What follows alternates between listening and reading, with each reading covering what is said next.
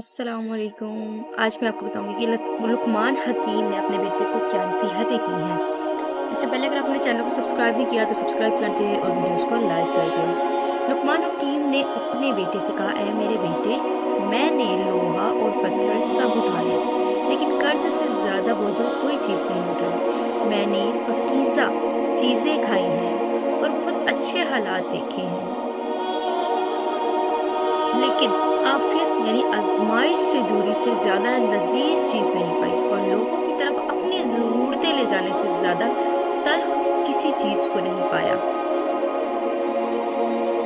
ऐ बेटे, जो कहता है वो झूठ बोलता है कि बुराई बुराई को खत्म करती है। अगर वो अपने इस कौल में सच्चा है तो वो दो मकामात पर आग जलाकर देखे कि देख कर आया एक जगह दूसरी जगह की आग को बुझाने में किस कदर मदद करती है।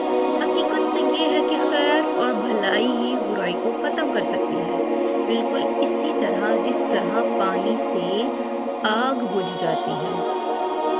ऐ बेटे, अगर किसी को दोस्त बनाना चाहता है तो दोस्त बनाने से कभी उसे गुस्सा दिला, और अगर वो गुस्से में इतदाल का रवैया इख्तियार करे तो फिर उसे दोस्त बना, वरना दोस्ती से गुरेज कर। सफर में अपनी सवारी पर एतमाद न कर। जब मंजिल करीब आ जाए तो अपनी सवारी से उतर जा।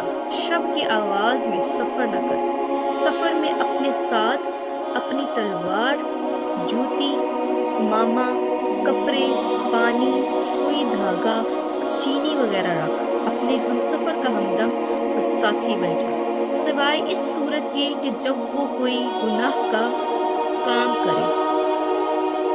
लुकमान हकीम ने अपने बेटे से कहा, नाफहम औरतों पर कभी भरोसा न करो, क्योंकि वो तुम्हें नुकसान के सिवा कुछ ना देंगे। हजरत लुकमान हकीम ने अपने बेटे से फरमाया, हासिद की तीन अलामतें हैं। पीठ पीछे लोगों की गीबत करता है, उनके सामने चापलूसी करता है। नंबर 3, दूसरों की मुसीबत पर खुश होता है। ये हासिद की तीन अलामतें